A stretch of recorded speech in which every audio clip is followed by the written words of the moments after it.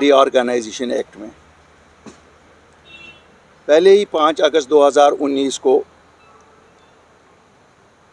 یہ جو ہماری پرانی ریاست تھی اس کو یو ٹی میں 2 حصوں میں تقسیم کر کے یو ٹی میں ڈاؤن گریڈ کر کے سامنے لایا گیا. پارلیمنٹ میں کہا گیا اسٹیٹ بحال کیا جائے گی. سپریم کورٹ نے لاسٹ ایئر ڈیسیجن دیا کہ اسٹیٹ بحال ہو جائے گی. پرائم منسٹر اور ہوم منسٹر صاحب نے ہمیشہ بولا. لیکن کل جب ہم اس ایکٹ کو پڑھ رہے ہیں تو اس کا مطلب ہے یہ کھوکھلی اسٹیٹ دینا چاہتے ہیں جس میں کوئی بھی پاورز کسی الیکٹڈ گورنمنٹ کے پاس نہیں ہوں گے. ڈیموکریسی میں شاید یہ ایک مذاق ہے.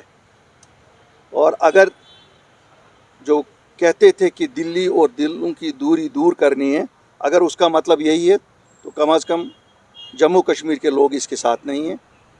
جموں کشمیر کی جو اپنی اسمبلی ہوا کرتی تھی یہ سب سے پاورفل اسمبلی تھی. اگر اب پاورفل سب سے نہیں ہوگی کم از کم ویسی ہی ہو جیسی باقی ریاستوں میں ہر ریاست میں اسمبلی ہے. اگر اس کو پہلے ہی اس کے دانت ٹوتھ لیس ٹائیگر ایک چیف منسٹر یہاں کا کھڑا کرنا ہے، لوگوں کو دھوکہ دینا ہے، دھول جھونکنی ہے، تو مجھے نہیں لگتا ہے کہ اس سے کوئی مسئلہ جموں کشمیر کے لوگوں کا حل ہوگا.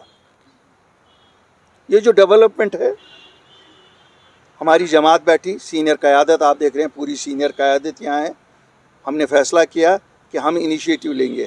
ہم سب سے چھوٹی جماعت اور سب سے نئی جماعت ہیں. ہم اپیل کرتے ہیں جموں کشمیر کی سبھی سیاسی جماعتوں کو. یہ کسی انفرادی طور کسی جماعت کا مسئلہ نہیں ہے، یہ جموں کشمیر کے لوگوں کی بقا کا مسئلہ ہے. کل ہمارے آنے والے نوجوانوں کا مسئلہ ہے، یا ہماری جو بچیاں ہیں باقی رہنے والے ہیں.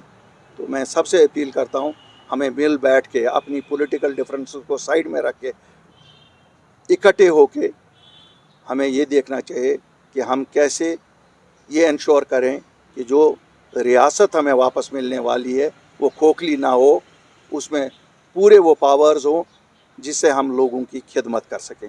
کل کوئی بھی پارٹی یہاں آ سکتی ہے بنا اس کے کون سے، وہ تو لوگوں کا فیصلہ ہوگا.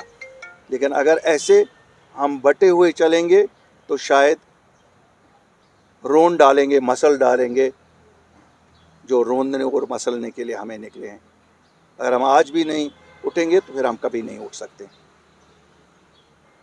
لیکن کچھ مسئلے ہوتے ہیں جس میں الزام تراشی بالائے طاق رکھنی ہوتی ہے اور ایک یکجٹ ہو کے اپنے لوگوں کے مفادات کا دیکھنا ہے. اور ان کے مفادات تبھی ہم خیال رکھ سکتے ہیں جب ایک اسٹرانگ گورنمنٹ یہاں آ جائے، اسٹرانگ چیف منسٹر ہو، ایک اسٹرانگ انتظامیہ ہو.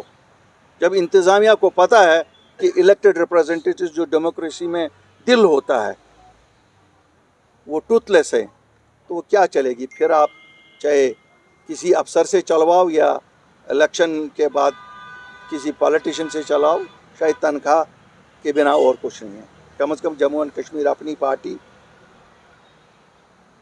نے اس الیکشن کے بعد یہ طے کیا ہوا ہے کہ ہمیں اپنے لوگوں کے مسئلے مسائل اجاگر کرنے چاہیں اور جدوجہد کرنی چاہیے. ہم نے سب سے پہلے کوشش کی کہ ری اپروچمنٹ ہو دلی اور کشمیر کے درمیان، لیکن ون سائیڈڈ ری اپروچمنٹ نہیں ہو سکتی ہے.